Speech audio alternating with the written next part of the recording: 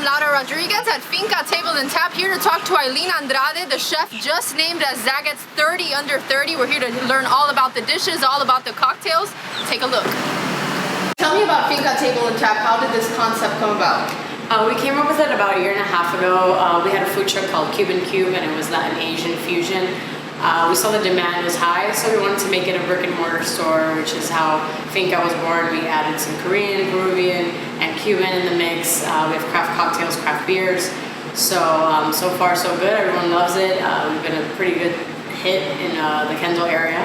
It's something different that people haven't seen here. So it's definitely different. So why not do it in Brickell or Miami Beach, where there's so many restaurants that are like this? It would probably be a hit over there too. It would.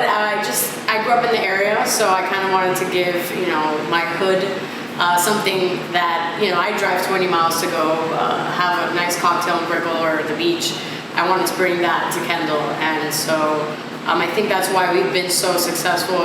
And it's such a large restaurant. We have 230 seats, and we're full every single night because there is such a high demand here in Kendall. And now there's indoor and outdoor. I'm sure now during the winter, the outdoor section is very popular. Yes, people actually request that now when they come in. Obviously in the summer it was a little different, but people are really excited about sitting outside now that we have a nice weather here maybe. And the wait time could be very high for the Kendall area. Tell me a little bit about what are the most popular dishes.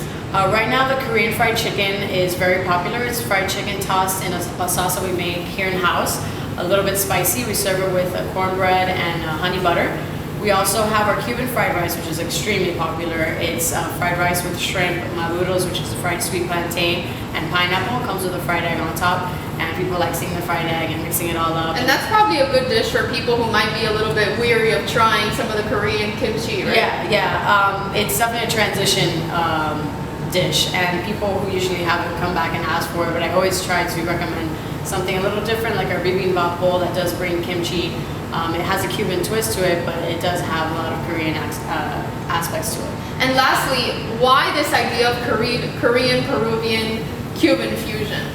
My mentor is Peruvian, my parents are Cuban, and I did travel to Korea last year. So they're kind of my three favorite cuisines at the moment, and so I just wanted to kind of mix it all up. And maybe when I travel, next year I'll do something with Vietnamese food. I love Vietnamese food.